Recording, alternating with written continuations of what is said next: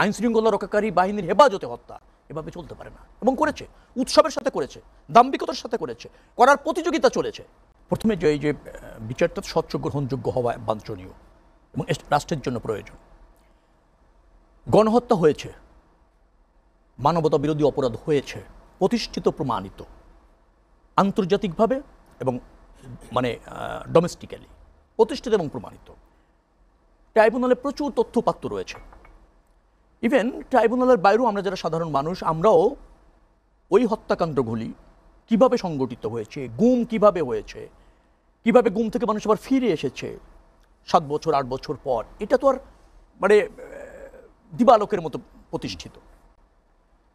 যে সরকারটি ছিল তার প্রধান, সেই দল এবং তার যারা দোসর, যারা সহযোগী ছিল এই হত্যাকাণ্ডগুলি প্রতিষ্ঠিত করার ক্ষেত্রে, সংগঠিত করার ক্ষেত্রে, তাদের বিচার হতেই হবে।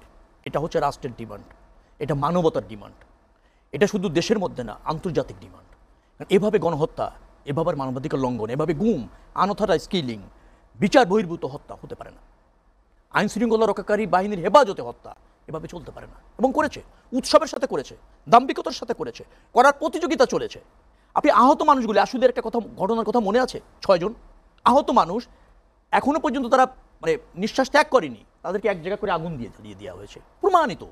সেই অঙ্গারগুলি আছে, কারা নির্দেশ দিচ্ছে, সে কল রেকর্ডও আছে, কিভাবে দমন করা হচ্ছে, হেলিকপ্টারে গুলি করা হচ্ছে, বাচ্চারা, শিশুরা মারা গিয়েছে, যারা বাসার মধ্যে থেকে মারা গিয়েছে, ছাদে থেকে মারা গিয়েছে, সে তার বিচার হবে না?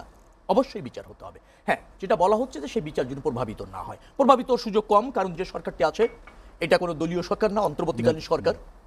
তারা একটা ন্যায্য বিচার তাদের অধীনে হবে। আর বিচার বিভাগ যেহেতু স্বাধীন আছে, ট্রাইব্যুনাল স্বাধীন, পর্যাপ্ত তথ্যপাত্র এবং আন্তর্জাতিক মান বজায় রেখে তারা বিচারটা করছে। আসামি যারা হয়েছেন তারাও প্রচুর আইনি অধিকার তাদেরকে দেয়া হচ্ছে।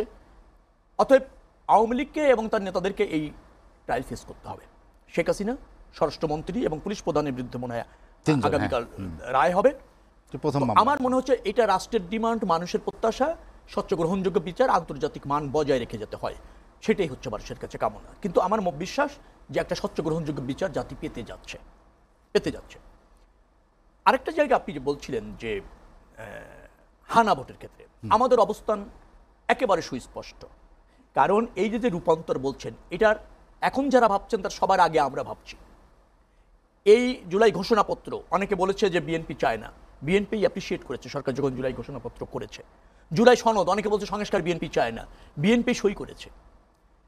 অনেকগুলি বিষয়ে একমত, অনেকগুলি বিষয়ে নোট অফ ডিসেন্ট, এবং সেটা কিভাবে বাস্তবায়ন হবে, আইনি ধরেন বৈধতা পাবে, সে ব্যাপারেও কিন্তু একমত। সরকার যেটা করেছে তার সাথেও বিএনপি কিছু কিছু জায়গায় ব্যত্যয় হয়েছে, কিছু কিছু জায়গায় সাংবিধানিকভাবে প্রতিষ্ঠিত করার ক্ষেত্রে ব্যত্যয় ঘটছে, এটা সত্য। কিন্তু বৃহত্তর জাতির সাথে, ঐক্যের সাথে আগামী দিনের একটা আস্থাভাজন পরিবেশে গ্রহণযোগ্য নির্বাচন অনুষ্ঠানের স্বার্থে বিএনপি সর্বোচ্চ ছাড় দিয়ে কিন্তু একমত হয়েছে। তার মানে হচ্ছে এই জুলাই সনদ বাস্তবায়নের ক্ষেত্রে বিএনপির অবস্থান স্পষ্ট, স্পষ্ট।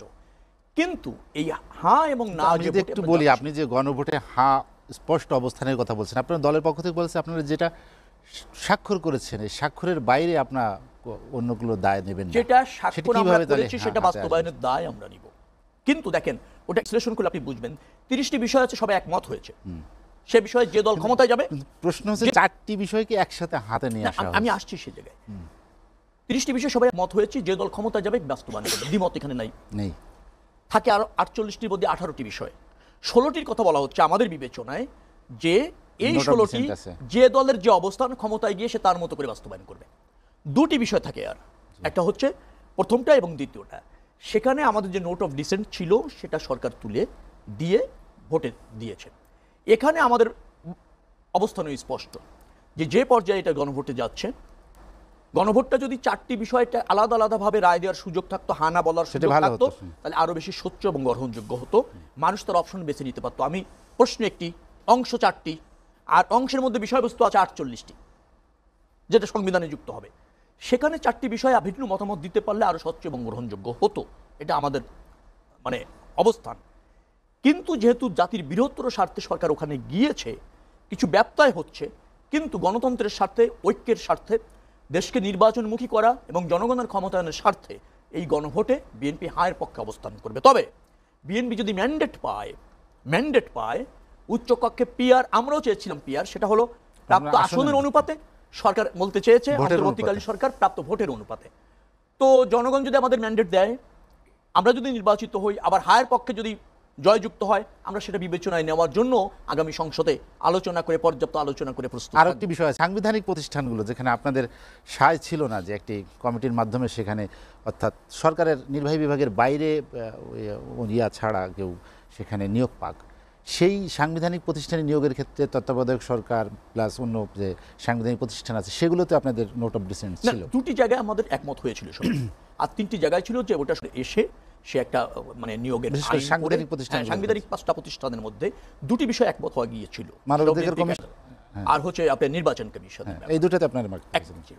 আর তিনটি জায়গায় আমরা বলা হয়েছিল যে দল মানে নির্বাচিত সরকার একটা তার অপশনগুলি আছে, আমরা কয়েকটা অপশনের মধ্যে কিন্তু মানে বলেছিলাম যে না ঠিক আছে, এর যেমন তত্ত্বাবধায়ক সরকার ফার্স্ট অপশনে সবাই একমত, দ্বিতীয় অপশনে সবাই এক, তৃতীয়টাতে আমাদের একটা নোট অফ ডিসেন্ট আছে, চতুর্থটাতে আবার সবাই এক। এখন সংবিধান সংশোধনের মূল প্রক্রিয়াটা কি? মূল প্রক্রিয়া হচ্ছে নির্বাচন, পর্যাপ্ত আলোচনা করে জনগণের নির্বাচিত প্রতিনিধিরা পাশ করে, তারপর সেটা অধিকতর জনসমর্থনের জন্য বা জনগণকে অধিকতরভাবে সম্পৃক্ত করবার জন্য গণভোটে যায়। কিন্তু পরিস্থিতিটা এমন, অনাস্থার কারণে হোক, অনৈক্যের কারণে হোক, অবিশ্বাসের কারণে হোক, গণভোটটা আগে করতে হচ্ছে। এটাকে আপনি ধরে নিতে হবে জাতির বৃহত্তর স্বার্থে বিএনপি এই ছাড়টা দিচ্ছে এবং সেই ছাড়টা অব্যাহত আছে।